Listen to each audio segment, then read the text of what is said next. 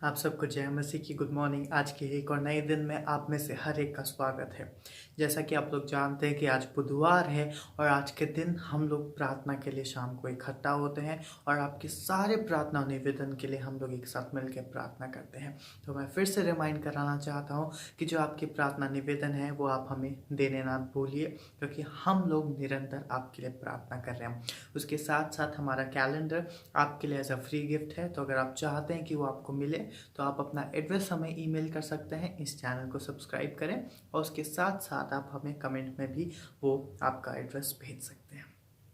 तो आइए हम लोग आगे बढ़ेंगे। परमेश्वर के वचन से हम लोग एक पद पढ़ेंगे। John 1:14 The word became a human being and lived here with us। परमेश्वर का धन्यवाद देते हैं। जैसा कि आप लोग जानते हैं कि इस पूरे समय में अभी क्रिसमस बहुत नज़दीक है और हम लोग यीशु मसीह के बारे में और करीबी से जानेंगे कि वो किस लिए इस धरती पर आया। तो इस वचन में ये बताता है कि जो यीशु मसीह है, जो उसमें वर्ड बोला गया है उसको यीशु मसीह बताया गया है कि यीशु मसीह हम लोग के साथ एक इंसान बन के इस धरती पे आया और वो हम लोग के साथ जिया ताकि हम लोग एक अनंत काल का जीवन पा सकें, हम लोग अपनी ज़िंदगी से उद्धार पा सकें। तो हम उस परमेश्वर के प्रेम को देखते हैं कि उसने अपने बेटे को इस धरती पे भेज दिया ताकि हम लोग एक नई ज़िंदगी पा सकें। तो उस प्रेम को हम देखें कि परमेश्वर हमसे कितना प्रेम करता है। उसने अपने एक लौते बेटे को भी हमारे लिए नहीं छोड़ा, इस धरती पर भेज दिया और उसने पूरी तरह से परमेश्वर होने के बाद भी, पूरी तरह से ईश्वर होने के बाद भी हमारे बीच में एज अ ह्यूमन बीइंग रहा। और जो तकलीफ़ें हम एज ह्यूमन सहते हैं वो उसने भी सही और हमसे कहीं गुना ज़्यादा सही, बट तभी भी उसने कुछ नहीं कहा क्योंकि वो हमसे प्रेम करता था।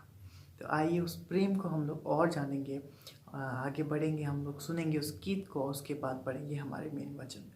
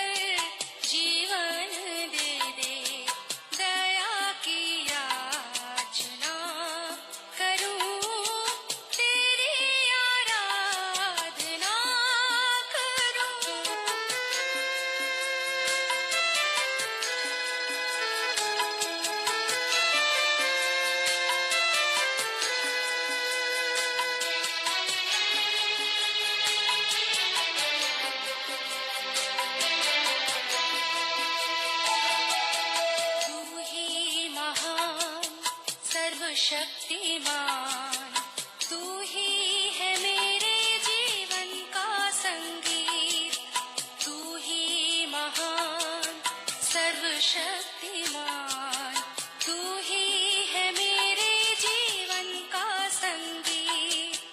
हृदय के तार छेड़े झनकार, हृदय के तार छेड़े झनकार, तेरी आराधना है मधुर गीत। जीवन से मेरे तू महिमा पाए, एक ही कामना करूं, पाप क्षमा कर जीवन दे दे, दया की याचना करूं। प्रभु की स्तुति हो आज के इस मधुर दिन के लिए जो परमेश्वर ने हमें दिया है।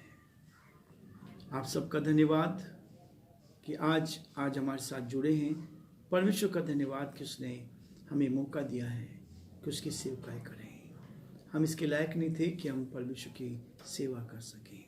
हम अपने स्वरों को झुकाएं, आदर के साथ, भक्ति के साथ उस प्रभु परमेश्वर से आशीष को मांगे। प्रेमी और दयावान परमेश्वर, आज की सुंदर सुबह के लिए आपको धन्यवाद धन्यवाद। ये सुंदर सुबह आपने दी है कि प्रभु इस बुधवार के दिन हम आपके पवित्रों में आकर आपकी तारीफ कर सके, आपके नाम को सराह सके पिता परमेश्वर, और आपकी बड़ाई कर सके। ये बड़ा कार्य प्रभु जी आपने हमारे जीवन में किया है, हम इसके लिए आपको धन्यवाद, आपकी स्तुति, आपकी प्रशंसा करते हैं और चाहते हैं प्रभु कि सब बातों के द्वारा आदर महिमा आपको मिले, गौरव आपको मिले, प्रशंसा आपको मिले, और जो आपकी योजना है प्रभु जी उसको हम पूरा कर सके।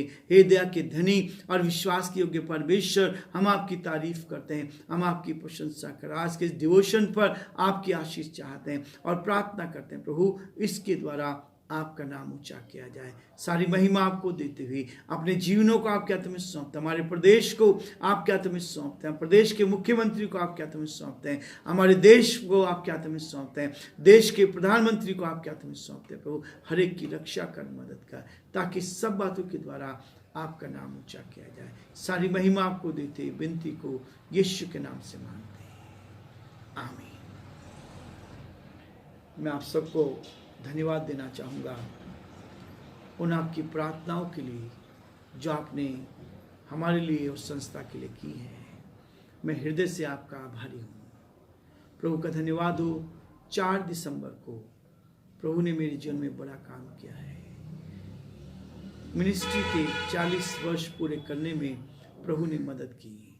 4 दिसंबर 1980 को मैंने सेवकाई में प्रवेश किया और ये मेरे लिए आनंद की बात है कि पिछले 40 वर्षों में प्रभु ने अपनी महिमा ली है और हजारों लोगों तक पहुंचने में मदद की है।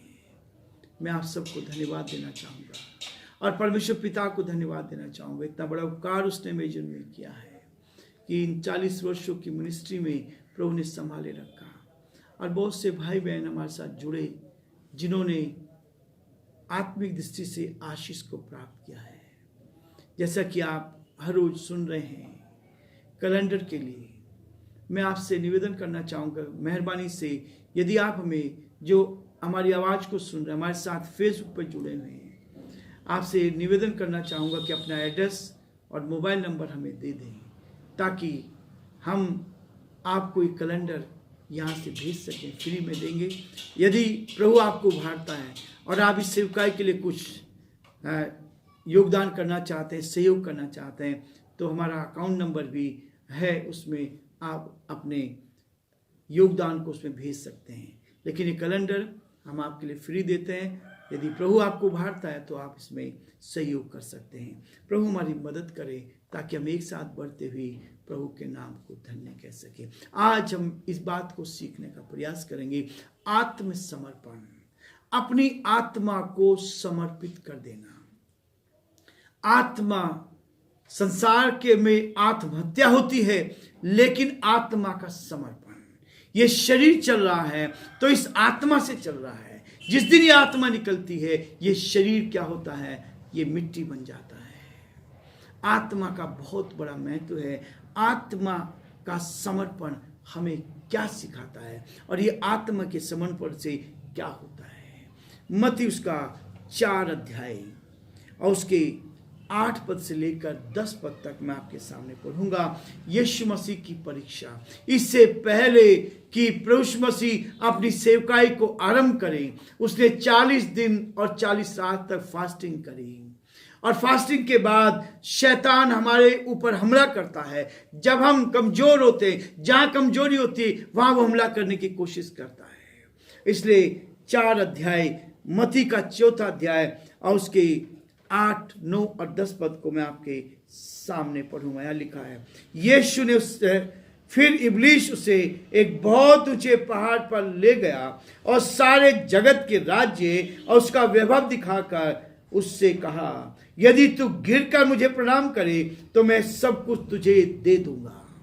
तब यीशु ने उससे कहा, हे शैतान, दूर हो जा, क्योंकि लिखा है कि तू प्रभु अपने परमेश्वर को प्रणाम कर और केवल उसी की उपासना कर, केवल उसी की उपासना कर। आत्मसमर्पण के लिए शैतान हमें उभारता है कि हम अपने आत्मसमर्पण को उसको दे दे, हम उसकी आज्ञा का पालन कर ले, हम उसके आज्ञा के अनुसार चले। लेकिन यीशु मसीह ने हमें इस बात के लिए सिखाया है, ये समर्पण, ये आत्मा तो उस परमात्मा ने दी है, ये आत्मा तो उस परमात्मा की ओर से दी गई है, ये आत्मा तो उस ईश्वर की ओर से दी गई है। इस पे शैतान का अधिकार नहीं है। जैसा यहां लिखा है, शैतान इस बात को बताने की कोशिश करता है, यीशु से कहता है, यदि तू गिर कर मुझे प्रणाम करे तो मैं सब कुछ तुझे दे दूंगा।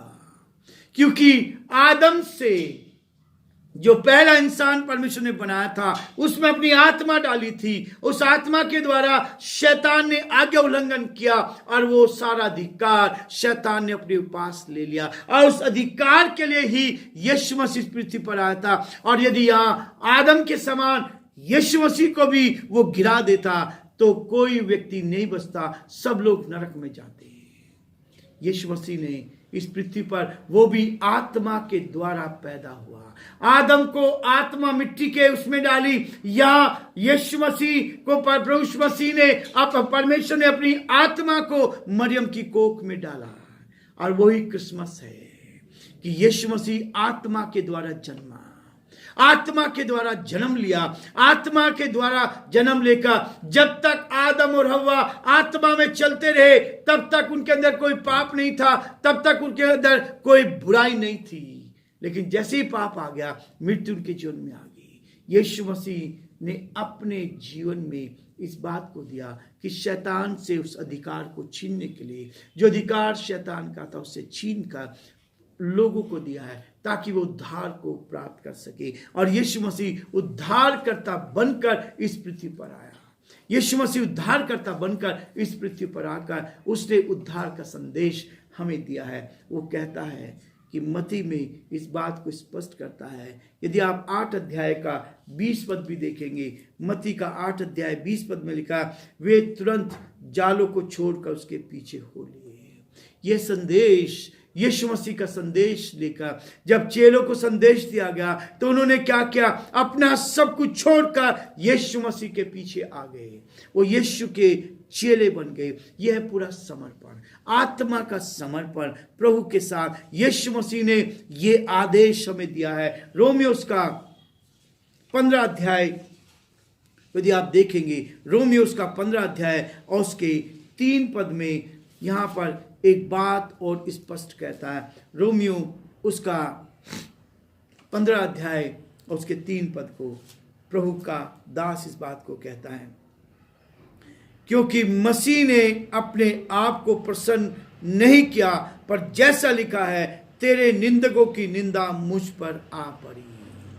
तेरे निंदकों की निंदा मुझ पर आ पड़ी। यीशु मसीह ने आदर्श हमें दिया है, ये नमूना बना के दिखाया है कि हम अपनी आत्मा को समर्पित करते हैं। जब तक जिंदा है तो परमेश्वर को समर्पित करें, शैतान को नहीं। हम अपनी आत्मा को शैतान के हाथ में सौंप देते हैं और अपने संसार में हम क्या करते हैं, बहुत बुराइयों में फंस जाते हैं। इसलिए परमेश्वर का वचन कहता है, फिलिपियो उसका 2 अध्याय 6, 7 और 8 पद में बहुत स्पष्ट कहता है, जिसने परमेश्वर के स्वरूप में भी होकर परमेश्वर के तुल्य होने को अपने वश में रखने की वस्तु न समझा, वरन अपने आप को ऐसा शून्य कर दिया कि दास का स्वरूप धारण कर लिया और मनुष्य की समानता में आ गया, और मनुष्य के रूप में प्रकट होकर अपने आप को दीन किया, यहाँ तक कि आज्ञाकारी रहा कि मृत्यु, हाँ क्रूस की मृत्यु भी सह ली। मेरा परमेश्वर, मेरा प्रभु आपको जीवन देना चाहता है, आपको आगे बढ़ाना चाहता है। इसलिए करता है कि परमेश्वर चाहता है कि हम प्रभु की भक्ति करें, आत्मसमर्पण। परमेश्वर हमारे आत्मसमर्पण को देखना चाहता है। जैसे प्रभु मसीह ने शैतान पर जीत पाकर हमें ताकतवर बना दिया, जिसके पास यीशु मसीह है, जिसके पाप क्षमा गए हो गए, शैतान उनको छू नहीं सकता, शैतान उनको लुभा सकता है। शैतान ने यहाँ प्रभु मसीह को लुभाने की कोशिश करी कि तू क्या कर, मुझे गिर कर प्रणाम कर तो सारा वैभव मैं तुझे दे दूंगा। उसको पता था ये सारा वैभव तो परमेश्वर का है, और उसने जीत पाई और यीशु मसीह को इस पृथ्वी पर परमेश्वर ने भेजा ताकि लोग का उद्धार करे, शांति मोक्ष दे, आनंद दे, खुशी दे, शांति दे, ताकि उस नरक की आग से बचकर हम प्रभु की महिमा कर सकें।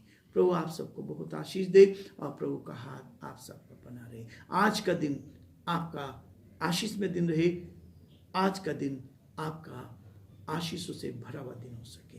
प्रभु आप सबको आशीष दे। Thank you so much. अभी तक आप लोग हमारे साथ जुड़े रहे। मैं आशा करता हूँ कि आपको हमारे डेली डिवोशन पसंद आ रहा है। अगर आ रहा है तो कमेंट करना ना भूलिए, जिससे कि हम लोग भी एंकरेज होते रहें और परमेश्वर को स्तुति देते रहें। Thank you so much. Have a nice day. God bless you all.